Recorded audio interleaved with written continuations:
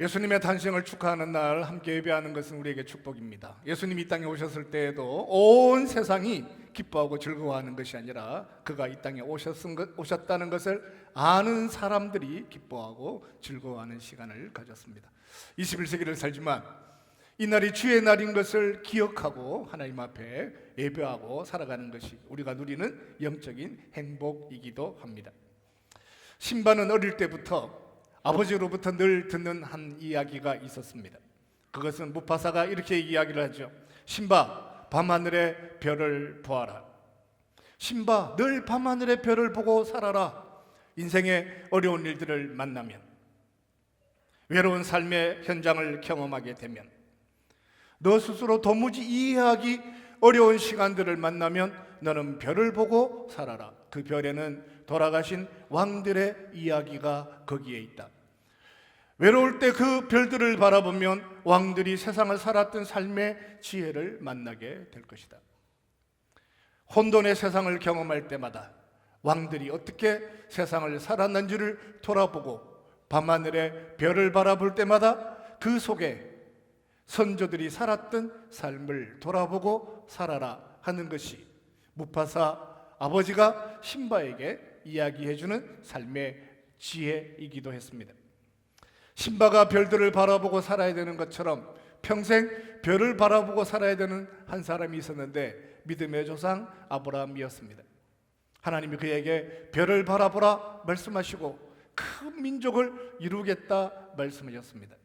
믿음이 흔들릴 때마다 정말 큰 민족이 이루어질 수 있을까?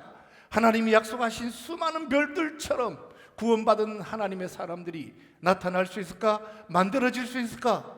이 절망 가운데 아직도 아이가 태어나지 않았는데, 아직도 인생은 시련이 있는데, 전쟁이 있는데, 소돔과 고모나는 무너지는데 하나님의 약속은 완성될 수 있을까? 그런 의심에 들 때마다 아브라함은 별들을 바라보면서 별들 속에서 역사하시는 하나님의 능력에 대하여 사모하고 살아야만 했습니다.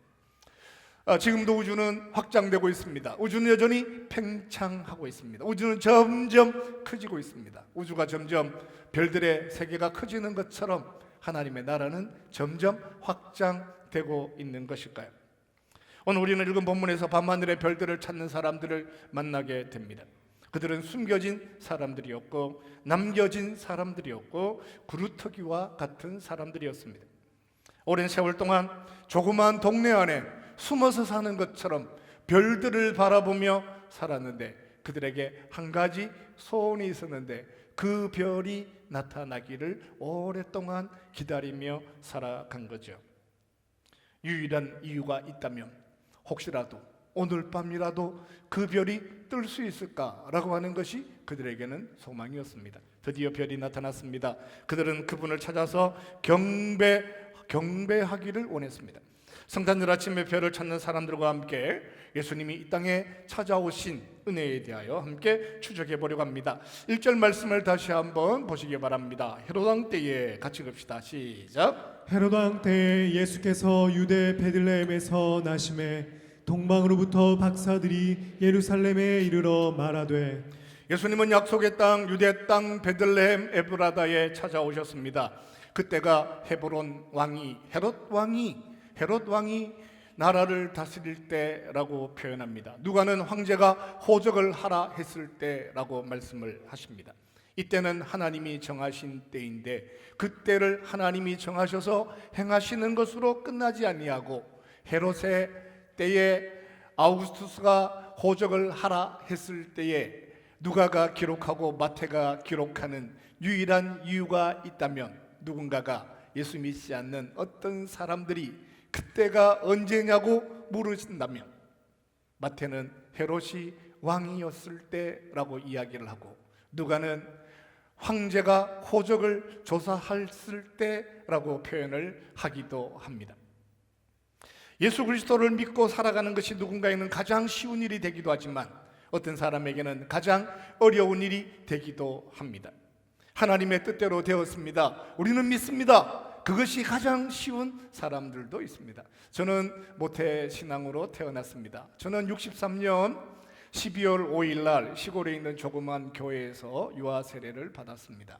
아마 그날도 굉장히 추웠던 날 중에 한 날이었을 것만 같습니다. 그렇지만 제가 지금까지 살아오는 동안 가장 쉬웠던 것이 있다면 그것은 예수 그리스도, 그가 이 땅에 우리를 위하여 오셨다라고 하는 것입니다. 제가 믿으려고 애쓰고, 제가 믿어보려고 밤을 새워보고, 제가 믿어보려고 애쓴 것이 아니라 어느 날 살아가는 중에 제 마음 안에 그가 들어와 계셨고, 예수 그리스도 그가 구주시다라고 하는 것을 알게 된 만큼 유아 세례를 받고 교회 안에서 살아나는 것만큼, 교회 안에서 살아가는 것만큼 더 큰 은혜와 축복이 있을까요?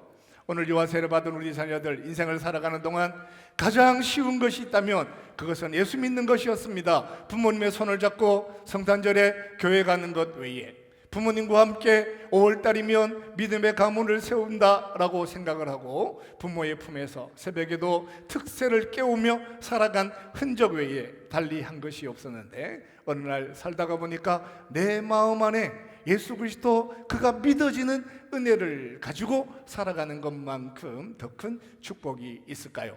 오늘 유아 세례 받은 것 때문에 일평생 하나님의 은혜 안에 거하는 믿음의 여정 되시기를 주님의 이름으로 축원합니다. 한번 따라합시다. 예수 믿는 것이 제일 쉬웠습니다. 성경 막 백독을 하고 기도를 무슨 40일 철야를 하고 금식 기도를 하고 그런데 믿어진 것이 아니라 그냥 부모 손을 잡고 성탄절에 교회 간 거 외에 달리 한 것이 없습니다. 성탄절에 교회 가면 선물 준다 그래가지고 사탕 하나 먹으려고 쫓아다녔는데 어느 날 내 마음 안에 믿음이 생긴 거예요. 돌아보지 않는 날, 12월 25일 어느 누구도 일어나지 않는 그 아침을 깨워서 부모들과 함께 평생 하나님의 이름을 찬양하고 살아가는 것은 교회 안에서 하라는 믿음의 자녀들이 가지는 축복이기도 합니다. 마태의 친절은 그분이 헤롯의 왕으로 있을 때에 오셨다 설명합니다. 아마도 초대교회 성도들은 이 말씀을 읽으면서 아, 그때였구나 이렇게 생각을 하고 살았겠죠. 그분은 약속대로 베들레헴 에브라다 땅에 오셨습니다. 예수님이 유대 땅 베들레헴에 태어나는 것은 하나님 편에서는 쉬운 일인데 어떤 사람들에게는 그것이 가장 어려운 일이 되기도 했습니다.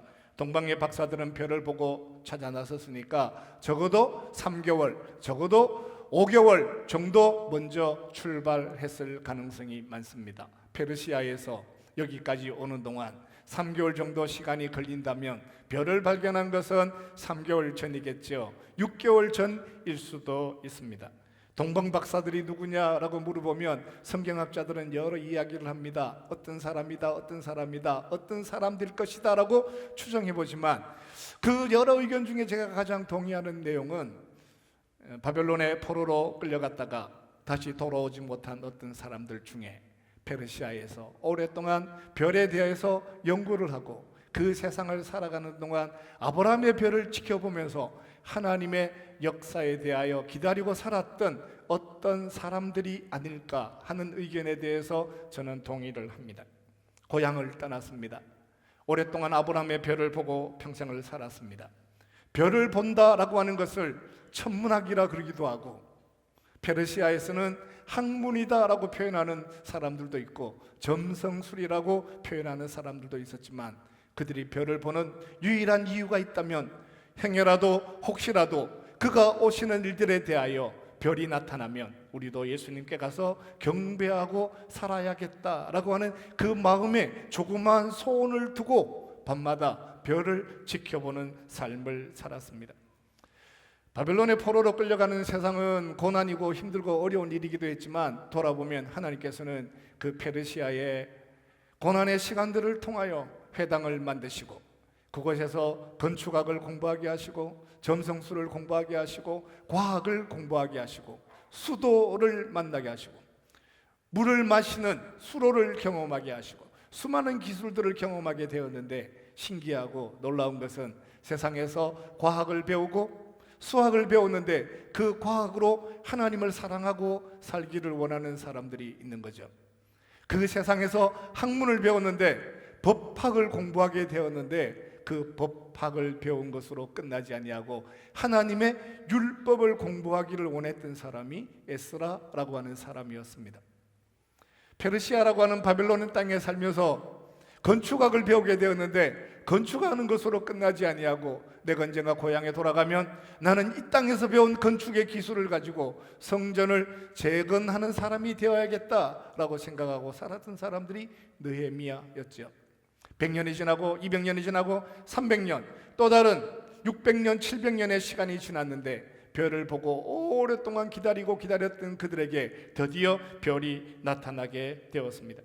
페르시아에서 별을 보는 것을 배웠습니다. 이제 별을 볼 줄 아는 사람이 되었습니다. 과학을 배웠습니다. 수학을 할 줄 아는 사람이 되었습니다. 건축학을 할 줄 아는 사람이 되었습니다. 세상에 탁월한 전문성을 확보한 것처럼 보여지기도 했는데 알고 보니까 가장 결정적인 것을 알지를 못했습니다. 별은 잘 보았는데 무엇을 알지를 못했냐면 어디에 오신다라고 말씀하시는 하나님의 말씀을 잘 몰랐죠. 그래서 그들이 예루살렘으로 가게 되었다라고 말씀합니다. 동방의 박사들은 별을 보았는데 예루살렘으로 가는 사람들이었습니다.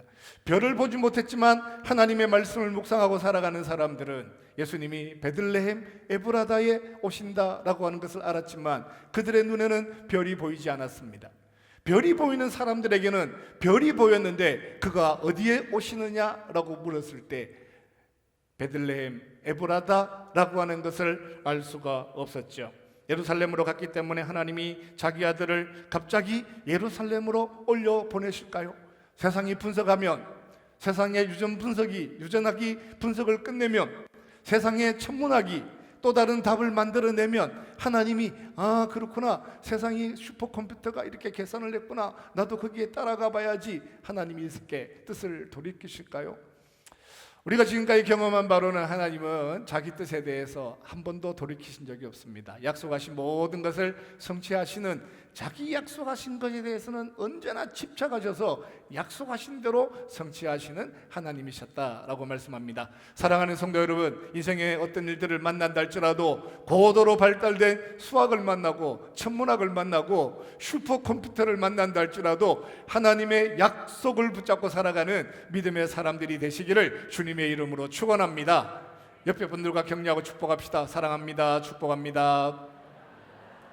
당신은 복받은 사람입니다. 적어도 어떤 것이 복받은 사람입니까? 별을 보는 것보다 하나님의 말씀에 대하여 더 큰 신뢰를 가지고 살아가는 것이 인생의 축복이죠. 별은 있다가 없다가 사라졌다가 다시 나타났다 그런 거예요. 하나님의 말씀은 그때로부터 지금까지 한 번도 변한 적이 없습니다. 눈에 보이는 별이었는데 하나님의 약속이 보이지 않으면 우리는 엉뚱한 곳에서 하나님의 은혜를 찾아갈 수도 있습니다. 세상의 지혜는 또 필요한 것이기도 하고 세상의 지혜는 결정적일 때 오류를 만들어내기도 합니다. 하나님이 여러분에게 별을 보는 능력을 주셨다면 잘 관리하고 탁월한 능력으로 준비해서 언젠가는 반드시 하나님 나라에 유익하게 사용되는 나름의 각자 영역의 탁월함을 가지는 것은 축복이지만 그 탁월함이 때로는 하나님의 말씀의 은혜를 놓쳐버리게 한다면 그것조차도 뱃을 물러버리고 하나님의 말씀을 붙잡고 살아가는 것이 믿음으로 살아가는 삶의 여정이라고 말씀합니다. 6절에 이렇게 표현했습니다. 또 유다 땅 베들레헴아, 같이 봅시다. 또 유대 땅, 시작. 또 유대 땅 베들레헴아, 너는 유대 고을 중에서 가장 작지 아니하도다. 내게서 한 다스리는 자가 나와서 내 백성 이스라엘의 목자가 되리라 하였음이니이다. 동방에서 온 사람들이 왕이 오셨다는 이야기를 듣고 놀란 사람은 헤롯이었죠. 대제사장과 서기관들을 불러서 그가 오신다면 어디에 오시느냐라고 물었는데 대제사장과 서기관들은 우리가 지난주에 묵상했던 미가서 5장 2절을 찾아서 이렇게 얘기를 하는 거예요. 유대 땅 베들레헴아, 목자가 되리라 하였음이라, 이렇게 표현하는 거예요. 이런 사람들은 전형적으로 하나님의 말씀은 알지만 말씀대로 살지 않는 사람이죠. 유대 땅 베들레헴이라고 하는 것도 압니다. 그가 오신다는 것도 압니다. 언젠가는 오실 거다 하는 이야기도 들었습니다. 왕이 오실 것이다라는 얘기를 듣고 동방의 박사들이 찾아왔는데 자기가 기억하는 말씀을 붙잡았지만 그 사람들 중에 어느 한 사람도 베들레헴으로 달려가는 사람이 없었습니다. 예루살렘에서 베들레헴까지는 10km 정도 되지 않습니다. 10km가 되지 않는다는 것은 예전 표현으로 하면 20리 정도 되는 거죠. 뛰어가면 2시간 안에, 천천히 걸어가도 3시간 정도면 갈 수 있는 자리에 베들레헴이 있습니다. 별을 보고 찾아온 사람을 만났습니다. 미가서 5장 2절이 기억이 났습니다. 달려가야 하지 않을까요? 드디어 왔구나. 과학이 증명하고 수학이 증명하는 그 세상, 미가서 5장 2절이 드디어 성취되었구나. 서로 다툼을 하며 뛰어가는 길에 한꺼번에 많은 사람들이 달려가서 무너지거나 넘어지거나 낭떠러지에 떨어졌다라고 하는 사건이 있어야만 될 것 같은데 성경에는 그런 사건이 등장하지 않습니다. 하나님의 말씀을 기억하지만은 말씀대로 움직이지 않는 거죠. 하나님의 말씀을 알고 있지만 그 말씀에 또 다른 이유가 붙어버리면 그날 달려가고 뛰어가서 경배하고 섬기고 사랑하고 축복하고 살아야 될 가장 귀한 것들을 놓쳐버리며 살아가는 삶이 될 수도 있습니다. 진리가 거기에 있습니다. 약속이 성취되었습니다. 이미 성취되었습니다. 즉 서기관들의 지식과 세상의 과학이 드디어 하나가 되는 현실을 만났습니다. 그렇지만 그들은 아무도 떠나지 않았습니다. 오랜 기다림이었지만 아무도 영적으로 반응하지 않았습니다. 그들은 오히려 소동하고 두려워합니다. 헤롯은 두려워하는 사람이었습니다. 서기관은 두려워하는 사람들이었습니다. 대제사장은 하나님의 아들이 드디어 이 땅에 오신다는 가장 기쁘고 행복한 소식을 들었는데 그것이 두렵다라고 표현합니다. 하나님이 자기에게 찾아오셨는데 두렵다라고 표현하는 사람들의 공통점이 있죠. 그 모든 사람들은 율법 아래서 사는 사람들이라고 했습니다. 사무엘은 꿈에 하나님을 만났습니다. 그는 기뻐하는 사람이 되었습니다. 뛰어가고 달려가고 부르신을 향하여 꿈꾸고 일어나서 뛰어가는 것을 두려워하지 않았는데 엘리 제사장은 그 음성 듣는 것을 두려워하는 사람이었습니다. 하나님의 영이 그에게 찾아오셨습니다. 성령이 충만함으로 말미암아 하나님이 그의 영에 찾아오심으로 말미암아 다윗은 하나님을 찬양하고 노래하는 사람이 되었는데 사울은 하나님이 찾아오시는 것 때문에 두려워하는 삶이 되었습니다. 여러분 그 차이가 무엇일까요? 사무엘은 하나님의 소리를 들었는데 기쁘고 감사하고 일어나서 성전을 향하여 뛰어가는 사람이 되었고 엘리 제사장은 이름은 제사장인데 하나님의 음성을 들었는데 왜 두려웠을까요? 똑같은 왕이 될 만한 사람인데 한 사람은 하나님의 음성을 들었는데 노래하고 감사하고 즐거워하고 축복하고 살아가는데 똑같은 왕의 자리에 부르심을 받았는데 왜 한 사람은 하나님이 자기 삶에 찾아오시는 것에 대하여 두려워하고 걱정하고 고통 중에 머리 아파하는 삶이 되었을까요? 사랑하는 성도 여러분, 인생의 여정을 걸어가는 동안 하나님이 여러분에게 찾아오시고 하나님이 여러분에게 무엇인가를 말씀하시고 하나님이 여러분의 인생에 무엇인가를 개입하실 때마다 그분이 함께 하시는 것으로 인하여 기뻐하고 즐거워하고 춤추고 노래하며 살아갈 수 있는 믿음의 사람들이 되시기를 주님의 이름으로 축원합니다. 하나님을 만났는데 즐거운 거예요. 아멘, 주 예수여 어서 오시옵소서. 세상 사람들은 그날이 심판의 날이라고 표현하기도 하지만 예수님이 다시 오시는 날은 우리의 모든 수고가 끝나는 날이고 인생의 고통이 끝나는 날이고 더 이상 눈물과 고통이 없는 영원한 행복 안에 들어가는 날이니까 우리는 사모하고 기다리며 살아가는 삶의 자리에 서 있죠. 성경을 읽을 때마다 정확하고 분명한 것이 무엇인지를 찾아야 합니다. 유대 땅 베들레헴에 오시는 것이 맞습니다. 이제 드디어 그분이 만난 것도 사실입니다. 그러나 성경에서 우리가 잊지 말아야 될 것 또 하나 말씀하시는 것이 있습니다. 그것은 마지막 부분에 그는 이스라엘에 뭐라고 그랬다고요? 목자가 된다는 거예요. 목자가 된다는 거예요. 성경이 똑같이 얘기하는 거예요. 동방의 박사들은 누구를 찾았어요? 왕을 찾았어요. 별을 보고 왕을 찾는 사람이 있는가 하면 성경은 그가 왕이다라고 표현하지 아니하고 그가 이스라엘의 목자가 될 거다라고 말씀하시는 거예요. 하나님의 말씀 묵상할 때마다 성경이 왜 왕이라고 하지 않고 꼭 목자라고 표현할 수밖에 없었는지, 그가 우리 가운데 찾아오셔서 실만한 물가로 푸른 초장으로 인도하시며 자기 백성들을 먹이시고 입히시고 축복하기를 원하시는 하나님의 은혜에 대하여 설명하시면서 그는 왕이 오시면 정죄하고 심판하고 다스리고 세상의 권력으로 지배하는 것이 아니라 그가 오시면 목자가 되어서 너희 영혼을 푸른 초장 실만한 물가로 인도하시고 너로 하여금 세상에 어떤 위협 안에 노출된다 할지라도 너를 지키시고 보호하시는 하나님이 될 거다, 전능한 목자가 될 거다라고 말씀하시는 거예요. 사랑하는 형제자매 여러분, 이 아침에 우리 가운데 목자로 찾아오신 예수 그리스도로 인하여 실만한 물과 푸른 초장으로 인도하시는 하나님의 은혜를 경험하는 이 아침이 될 수 있기를 주님의 이름으로 축원합니다. 10절입니다. 그들이 별을 보고 같이 갑시다. 시작. 별을 보고 매우 크게 기뻐하고 기뻐하더라. 한번 다시 합시다. 매우 크게 기뻐하고 기뻐하더라. 우리 하나님 앞에 영광의 박수 올려드립시다. 어떻게 했다고요? 크게 기뻐하고 기뻐하더라. 누가? 그가 하나님의 아들이신 것을 아는 사람이. 우리는 때로 이런 표현을 하고 그럽니다. 예수님이 오셨는데 세상이 기뻐하지 않는다. 여러분 보세요. 예수님이 이 땅에 오신 것을 기뻐하는 사람은 그가 누구인지를 아는 사람들이에요. 예수님이 이 땅에 오심으로 말미암아 구원받은 사람은 기쁘고 즐겁고 행복하고 그가 오심으로 말미암아 우리가 목자를 만났고 그가 오심으로 말미암아 이 행복을 누리고 살아가는 것에 대해서 감사하고 축복하는 삶에 대해서는 기뻐하고 즐거워하는 삶이 될 수 있겠지만 그가 오신 것에 대해서 오히려 심판자로 생각하거나 두려워하거나 그가 오심으로 말미암아 멸망받을 만한 삶의 존재의 자리에 있는 사람들에게는 우리만큼 이날이 기쁘지 않겠지요. 별을 찾아서 지난 수십 개월을 지나왔습니다. 그들이 별을 보고 오는 순간에도 하나님은 이 모든 일들을 위하여 또 다른 한편에서는 일하시는 하나님이셨습니다.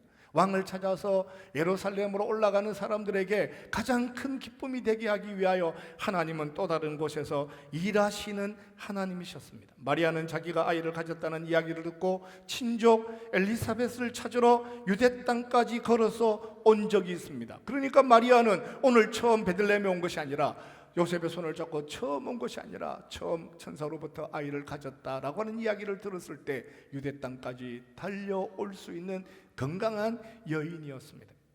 갈릴리 유대 땅까지는 150km나 되는 먼 길이기도 합니다. 그러니까 마리아는 처음 아이를 가졌다는 이야기를 들었을 때 이미 이 땅까지 달려왔습니다. 그리고 다시 고향으로 돌아갔다가 마지막 산딸이 가까워지면 다시 먼 길을 걸어오는 동안 예수 그리스도의 생명을 지켜내는 건강한 어머니였습니다. 겨우 생명 하나 지켜낼 만큼 연약한 어머니가 아니라 150km나 되는 긴 거리를 아이를 가졌을 때 한 번, 또 태어날 때 한 번, 두 번이나 긴 길을 걸어 다녀도 생명을 보호하기를 원하시는 건강한 여인에게 하나님께서 생명을 허락해 주셨습니다. 사랑하는 어머니 여러분, 믿음 안에 든든히 서서 자녀들을 마음껏 양육할 수 있는 건강한 어머니가 될 수 있기를 주님의 이름으로 축원합니다. 할렐루야. 우리 남편 여러분, 우리 어머니들을 위해서 박수 한번 해줍시다.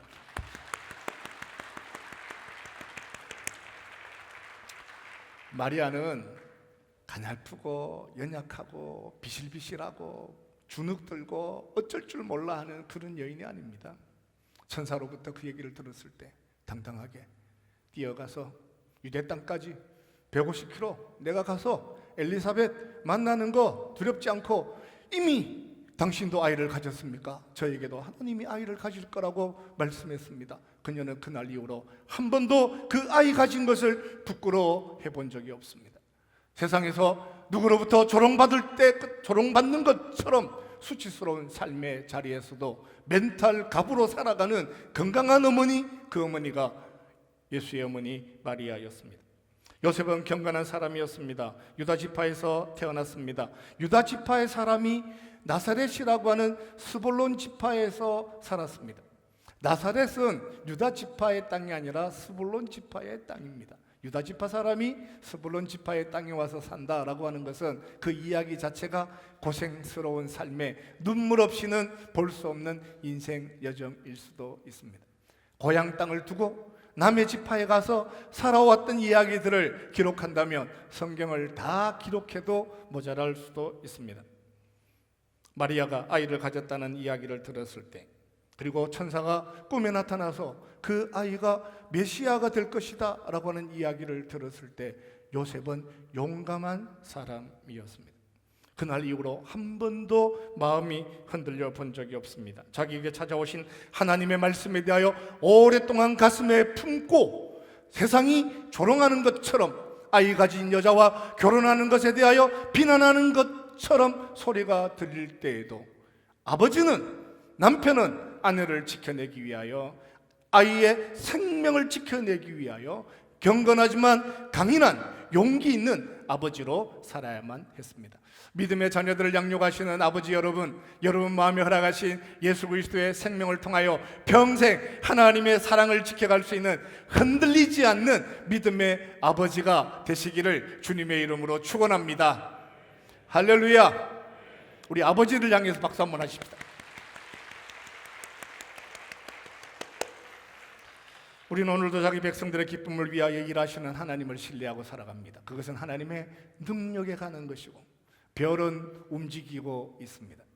그 별이 움직이는 동안 하나님은 마리아를 찾아가시고 요셉을 찾아가시고 그 150km나 되는 먼 길 여정 보호하시고 지켜내셔서 중간에 난산하거나 생명을 잃어버리거나 누가 조롱하는 것으로 인하여 예언이 변경되거나 하나님 나라가 무너지지 않도록 끝까지 지켜가시는 하나님의 은혜가 오늘 우리 성탄의 이 기쁨을 허락해 주셨습니다.